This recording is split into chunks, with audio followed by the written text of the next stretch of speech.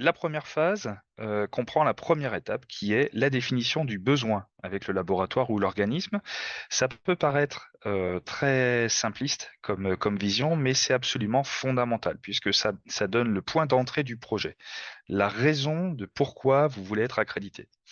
Donc, à partir de ce constat-là, on va utiliser ce qu'on appelle un discours ouvert, c'est-à-dire que on va écouter tout ce qui va être proposé par le client, tout ce qui va être son objectif notamment, et on va analyser donc à la fois ses besoins, donc les besoins d'accréditation, mais peut-être un petit peu plus. La plupart du temps, on se retrouve sur des besoins de recrutement, de développement, etc.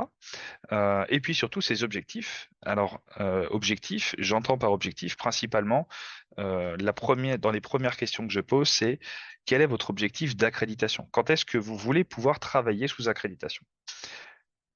Ça, souvent, alors on va dire dans la plupart des cas, ça reste relativement adapté à ce que l'on veut faire, mais c'est surtout que ça va conditionner à la fois la puissance de l'accompagnement et surtout la logique qui notamment accompagne la logique financière derrière. Très souvent, les organismes disent ah bah moi c'est pour hier. Pour hier, on ne sait pas faire, hein. Il y a des délais qui sont incompressibles et à partir de là, en fait, grâce à notre expertise, on peut dire, voilà, à partir de telle date, vous pourriez être accrédité si tout se passe bien.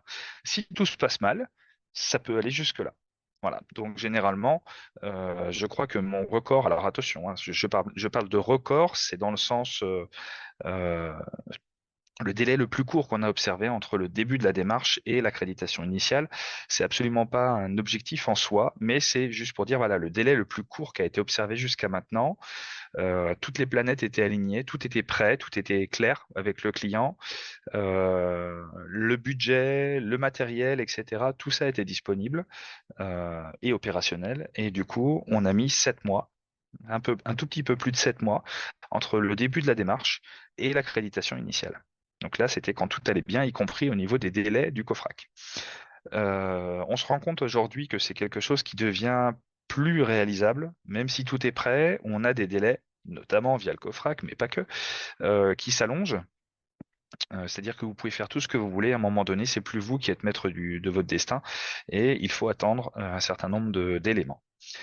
La durée moyenne d'un accompagnement, elle se situe plus entre 12 et 18 mois. Et puis plus il y aura d'activités à accréditer, plus ça va être long. Enfin, on aura de plus en plus de choses à mettre en place. Un système qui est un peu plus élaboré, un système qui va être un petit peu plus étendu en termes d'activité. D'accord? Et du coup, ça va prendre un petit peu plus de temps sur les audits, sur les formations, sur les qualifications de personnel. Donc ça, c'est tout à fait logique.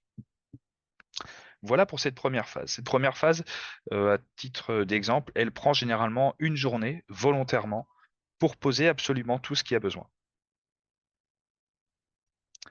La deuxième étape euh, consiste, alors je vais me répéter, consiste en la constitution du dossier de demande d'accréditation. Beaucoup de laboratoires, jusqu'à il y a encore quelques mois, constituaient ce dossier une fois qu'ils étaient prêts. Sauf qu'il faut savoir que les délais de traitement du COFRAC, notamment lorsque vous déposez un dossier de demande d'accréditation, prend entre 2 et 4 mois. Donc ça, c'est un temps déjà sur lequel vous ne pourrez pas travailler sous accréditation puisque le COFRAC est en train de traiter. Certes, le dossier sera pertinent. Certes, vous allez avoir des éléments intéressants à fournir au COFRAC, mais vous allez perdre énormément de temps. Et on sait très bien qu'aujourd'hui, un laboratoire qui n'est pas accrédité ou un organisme qui n'est pas accrédité, alors que c'est obligatoire dans son domaine, bah, il va en fait avoir des fonds perdus. C'est-à-dire qu'il va payer du personnel, payer du prestataire, etc., pour rien.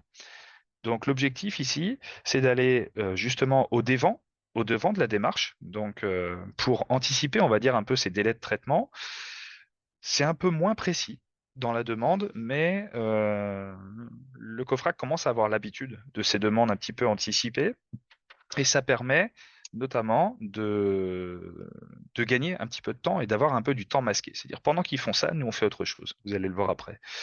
Il y a aussi une nécessité de se projeter dans ce dossier. C'est-à-dire qu'il faut bien avoir fait la première étape pour que cette deuxième étape puisse être projetée de manière corrects. D'accord?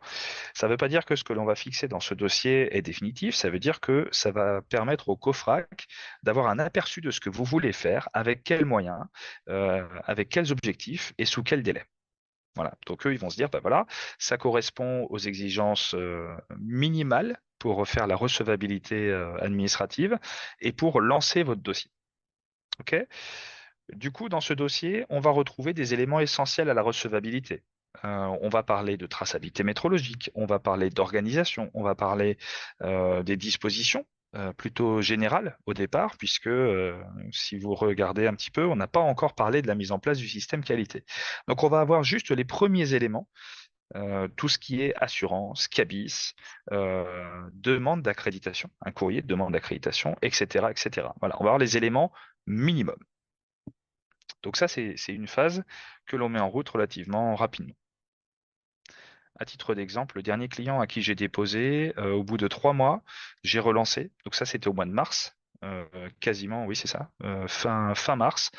Il m'a appelé la semaine dernière en me disant, oh là là, Monsieur Piton, on est désolé, votre dossier, il était un petit peu tombé dans une pile, on l'a pas traité à temps, et du coup là, on va recevoir cette semaine les documents du COFRAC pour enfin, on va dire, officialiser la démarche vis-à-vis du client, hein, et puis vis-à-vis de leurs clients également.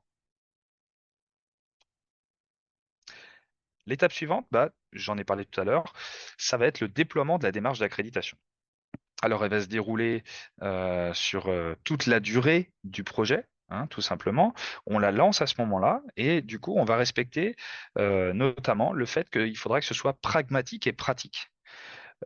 Pragmatique, c'est-à-dire que on va éviter la surcharge en documents, on va éviter d'aller chercher des éléments que l'on va répéter dans notre système, d'accord? Par exemple, ressaisir les mêmes informations sur plusieurs formulaires différents. On va limiter également le nombre de documents en fusionnant certains éléments. Euh, Par exemple, j'ai le souvenir d'un client qui m'a dit, bah voilà, moi j'ai tout mon système, il est prêt, il n'y a plus qu'à le mettre en place. Et quand j'ai ouvert, je me retrouvais avec plus de 200 documents.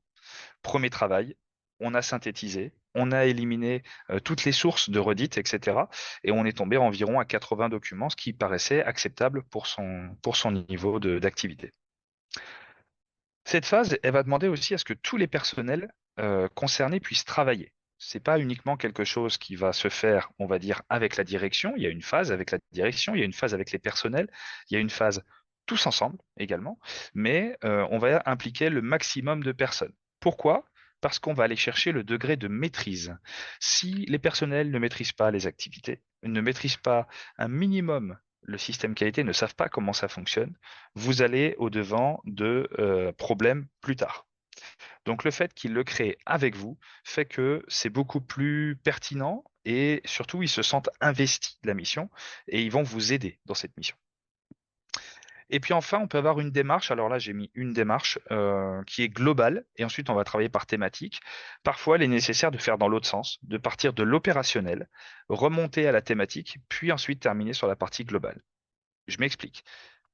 Sur celle que je vous ai présentée là, on partirait par exemple de l'établissement d'un manuel qualité, par exemple, hein, ou d'un document, on va dire, fondateur de l'organisation pour aller vers les procédures. Puis ensuite, on va travailler par activité. Alors que dans certains cas, il est plus pertinent de commencer par les enregistrements, d'accord, par les formulaires qui vont devenir des enregistrements, et remonter progressivement les procédures, etc. Voilà. Autre phase, ce que j'appelle la phase de travaux, vérification et surveillance. Ça, c'est une phase qui est là aussi assez longue et qui va comprendre notamment ce qu'on appelle les essais à blanc, c'est-à-dire que on va réaliser, alors les essais ou les opérations à blanc, hein, c'est la même thématique, on va réaliser un certain nombre d'essais, de tests, d'opérations pour, on va dire, un petit peu éprouver son système, hein, le mettre en œuvre, se dire, bah voilà, moi j'avais prévu ça, en fait, c'est pas du tout ce qui se passe sur le terrain, on va ajuster. Donc on va ajuster et surtout, à un moment donné, on va valider les méthodes qu'on utilise, que ce soit dans n'importe quelle circonstance, que ce soit en laboratoire, en organisme d'inspection ou en organisme certificateur, on va valider des méthodes quelque part. D'accord? Donc soit elles sont déjà normées et on va les valider, soit il faut qu'on fasse une consolidation avec un ensemble de calculs, etc. le tout consolidé par des enregistrements. Alors pour ceux qui me connaissent, ils savent que le terme enregistrement, je vais en parler tout le long de l'intervention. Ça va permettre aussi, notamment, de faire de la qualification. Donc des qualifications de personnel, c'est-à-dire que on aura mis à jour les méthodes et du coup, on va pouvoir qualifier les personnels sur ces méthodes. D'accord? Donc ça, c'est déjà un élément important, hein. On va pouvoir se dire, bah voilà, on a une base physique sur laquelle on va pouvoir travailler. On va aussi qualifier les matériels. Si par exemple vous avez des matériels qui ont été étalonnés, on va vérifier que toutes les valeurs qui en ressortent soient cohérentes. Il peut y avoir aussi des logiciels, hein, typiquement des logiciels type ERP, où on va éprouver en direct en faisant des commandes blanches. D'accord? Ça veut dire que ce sont des vraies commandes, mais qui n'ont pas de valeur réglementaire. Et on va voir comment ça fonctionne. Voilà. Donc ça, cette phase, elle peut durer entre 3 et 8 mois.